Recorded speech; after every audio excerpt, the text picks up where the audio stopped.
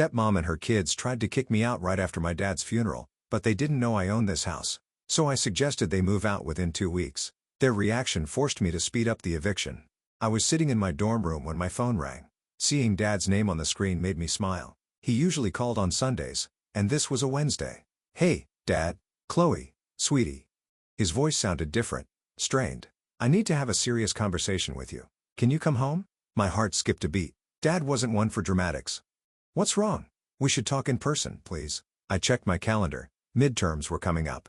"I can come in 2 weeks. Is that okay?" "Yes, that's fine." He paused. "I love you, Chloe." Those 2 weeks were the longest of my life. I could barely focus on my studies, my mind constantly wandering to what Dad might need to tell me. The train ride to my hometown felt endless. I watched familiar landscapes roll by, my stomach in knots. When I finally arrived home, my stepmother Margaret opened the door. Her face was tense, and she immediately wrapped me in a hug, something she rarely did. "He's in his office," she said quietly, leading me down the hallway. The moment I saw Dad, my blood ran cold. He sat behind his massive oak desk, but somehow he looked small, diminished. His clothes hung loose on his frame and his face was ashen. "Chloe," he smiled weakly. "Come here, sweetheart." I rushed to hug him, trying not to show how shocked I was by how fragile he felt in my arms. "Dad, what's going on?" He gestured for me to sit and took a deep breath. "The doctors found cancer, honey. It's advanced. They don't think I have much time left." The room started spinning. I felt Margaret's arms around me as I struggled to breathe. "I'm so sorry," Dad whispered. "I hope you can visit often. I want to spend as much time with you as possible." We spent the entire weekend together. Dad barely touched his food during meals, but he talked more than I'd ever heard him talk before. He told stories about my childhood, my first steps, my first words, the time I decided to paint the cat purple. And he talked about Mom. "Your mother was the most beautiful woman I'd ever seen," he said, his eyes distant. "The day she walked into that coffee shop, I spilled my drink all over myself just staring at her." During these stories, Margaret would quietly slip out of the room, giving a space. Dad's voice would get softer when he talked about Mom, about how she fought her illness until the very end, how brave she was even when she knew she wouldn't see me grow up. I was 9 when Mom died, but listening to Dad's stories made her feel close again, like she was sitting right there with us. Even though my heart was breaking for Dad, those moments felt precious, like he was giving me back pieces of her I'd forgotten. After that first weekend, everything changed. I started calling Dad every day between classes, and I took the train home every weekend instead of once a month. Each time I called, his voice sounded a little weaker, but he always brightened up when I told him about my classes or campus life. At first, Margaret seemed supportive. But as the weeks went by, something shifted. The welcoming hugs stopped. Instead of warm greetings, I got curt nods. During meals, she'd sit there pushing food around her plate, refusing to make eye contact. "How are your classes going, Chloe?" Dad would ask, trying to break the tension. "Good," I'd answer, watching Margaret's jaw clench. "I got an A on my psychology paper." "That's wonderful, sweetheart." Slam. Margaret would get up abruptly, her chair scraping against the floor, and storm off to the kitchen. Dad started chemotherapy in October. The hospital stays became longer, more frequent. During those times, the house felt like a war zone. Margaret stopped acknowledging my presence altogether.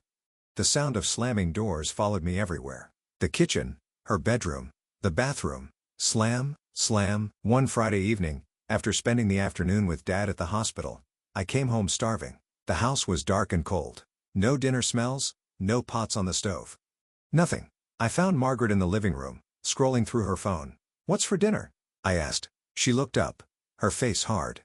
"I didn't make anything. I wasn't counting on having to feed you." The words felt like a slap. "What do you mean? I'm here every weekend now." "Exactly." She put down her phone. "You're here every weekend. If you want to eat, cook for yourself." I stared at her, stunned by her tone. "What's going on, Margaret? Why are you acting like this?" "Nothing's going on." Her voice dripped with sarcasm. "I just think you're coming here a bit too often." "My father has cancer," I said, my voice shaking. "He's sick. Of course, I'm coming to see him." She muttered something under her breath and turned back to her phone, dismissing me completely. I stood there for a moment, then went upstairs without dinner. As I lay in my bed, listening to another door slam somewhere in the house, I thought about telling Dad, but he had enough to worry about with his treatments. The last thing he needed was to know about this tension between his wife and daughter. After a month of intense chemotherapy, Dad was finally released from the hospital. His doctors seemed cautiously optimistic, saying his body was responding well to the treatment. When I got this news, I immediately booked my usual weekend train ticket home, eager to see him in better spirits. The autumn air was crisp as I walked up our driveway that Friday afternoon. Something felt different. There were more cars than usual parked outside. I recognized one of them instantly. Mark's sleek black Nissan that he never shut up about when we were teenagers. My stomach tightened. If Mark was here, that meant Jessica probably was too. I hadn't seen my step-siblings in over a year, and that was fine by me. Jessica, being a year older, always made it clear she considered herself superior. And Mark, 6 years my senior, treated me like I was too young to exist in his orbit. The front door was unlocked. As I stepped inside, I found Dad in his favorite armchair, looking tired but better than he had in weeks.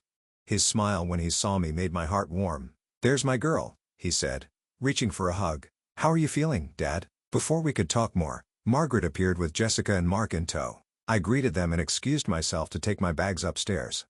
As I climbed the stairs, I could hear them all laughing about something in the kitchen. The sound made me feel like an outsider in my own home, a feeling I thought I'd left behind when they all moved out years ago. I reached my bedroom door and froze. The door was open, and inside was definitely not my room anymore. My vintage movie posters were gone, replaced by Jessica's pretentious art prints. My purple bedspread was nowhere to be seen. Instead, there was some fancy white duvet with about 50 decorative pillows. Jessica's clothes were hanging in my closet, her makeup scattered across my dresser. I stormed back downstairs, my hands shaking. "Margaret, can I talk to you for a minute, privately?" She followed me into the living room, that artificial smile still plastered on her face. "Why is Jessica in my room?" I demanded, trying to keep my voice down. "Oh, that," she waved her hand dismissively. "Well, since they're moving back, it made sense to give Jessica the larger room." "You're only here on weekends after all." "That's my room," I said through gritted teeth. "It's always been my room. There are 2 perfectly good guest rooms upstairs. Do you really want to upset your father over something so trivial?" She whispered, her smile never wavering. "He's finally feeling better. Do you want him to have to deal with this drama? Over a bedroom?" The words hit their mark perfectly. I looked over at Dad, who was chatting happily with Mark about something. He did look better. There was more color in his face than I'd seen in weeks. My shoulders slumped in defeat. "Fine. Which guest room can I use?" "The small one at the end of the hall," Margaret said sweetly. "Jessica's things are in the other one." I bit my tongue and headed upstairs to move my weekend bag to my new room, if you could even call it that. The room was tiny, with barely enough space for a twin bed and a small dresser. The walls were an awful beige color I'd always hated, and the window overlooked the neighbor's brick wall. The next morning, we all gathered for lunch. Dad sat at the head of the table, picking at his special diet food, while the rest of us had Margaret's pot roast. The silence was deafening until I decided to address the elephant in the room. "So, Jessica," I said, trying to keep my voice casual, "how long are you planning to stay?" Jessica looked up from her plate with that irritating smirk I remembered so well from our teenage years. "Oh, I'm not just staying, I'm moving back permanently. Someone needs to be here to take care of Dad, after all. Since you're so busy with college and everything." I felt my face flush. "I come home every weekend." "Weekends aren't enough," Jessica interrupted. "Dad needs constant care and attention. But don't worry, I'll handle it. I'm happy to make the sacrifice." Mark cleared his throat. "Yeah, I'm staying too. Got some remote work lined up. Figure the family should stick together during tough times." I glanced at Margaret, who was watching the exchange with undisguised satisfaction. She looked like a cat who just cornered a mouse. My hands clenched under the table, and I opened my mouth to respond, but then I caught sight of Dad. He was smiling softly, obviously pleased to have everyone around him. The words died in my throat. 2 weeks later, I was sitting in my dorm room working on a paper when my phone rang. It was Aunt Sarah, Dad's sister. "Chloe, honey," her voice was shaking. "Your father, he's taken a turn for the worse. The doctors say, you should come home." I didn't even pack properly. I threw some clothes in a bag, ran to the administration office, and filed for emergency academic leave.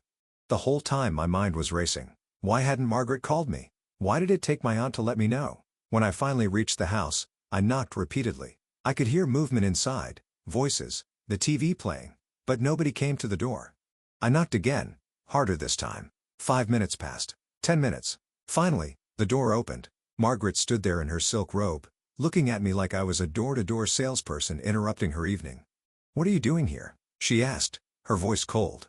I pushed past her into the house. "I took academic leave. I'm moving back home to be with Dad." "Don't bother," Margaret said, following me into the foyer. "He was taken to the hospital 2 days ago. He's on life support. You should go back to college. Focus on your studies. There's nothing you can do for him now. Actually, I said, squaring my shoulders. I have every right to be here. This is my house too. Margaret's thin lips curved into a smug smile. Don't worry, dear. It won't be for long. I didn't have time to decipher what she meant by that cryptic comment. I dropped my bags in the tiny guest room and rushed to the hospital. Dad's room was in the ICU. He lay motionless among a tangle of tubes and wires, machines beeping steadily around him. His face was so pale it almost matched the white hospital sheets. I touched his hand. It felt cold. Miss Matthews, a doctor, appeared behind me. I'm Dr. Roberts. I've been overseeing your father's care. How is he? The doctor's face softened with sympathy. I need to be honest with you. Your father's cancer has spread aggressively. The chemotherapy, it's not working anymore. You should prepare yourself for the worst. I stayed until visiting hours ended, talking to Dad even though he couldn't respond. I told him about college, about my friends, about the AI I got on my last paper, anything to fill the terrible silence broken only by the beeping machines. When I got back to the house, Margaret, Jessica, and Mark were in the living room watching TV. None of them looked up when I walked in. Jessica actually turned up the volume. I stood there for a moment, invisible as always, then headed upstairs. The next few days fell into a miserable pattern. I'd spend all day at the hospital, talking to Dad's unconscious form, then come home to a house full of people who looked through me like I was a ghost.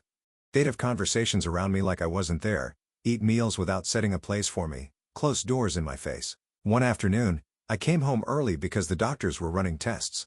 As I walked in, I heard Margaret on the phone in the kitchen. Yes, I want a complete renovation, she was saying.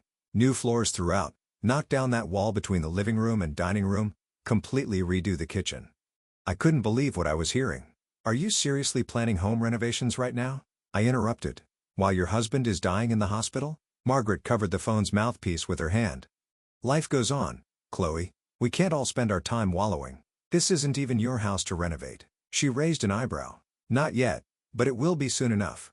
I stood there, staring at her, as the full meaning of her words sank in. She thought she was going to inherit the house. She actually believed that when Dad died, everything would be hers. Without another word, I turned and went up to my room. Only when I'd closed the door, did I allow myself to smile. She had no idea that this house had never been Dad's to leave to anyone. This had been Mom's house passed down from her parents, and before she died, she'd made sure it would go to me. The deed was in my name. Had been since I was 9 years old. Dad had only ever been living here, paying the taxes and maintaining the property as my guardian. Margaret had spent 11 years thinking she'd married into a beautiful home that would one day be hers.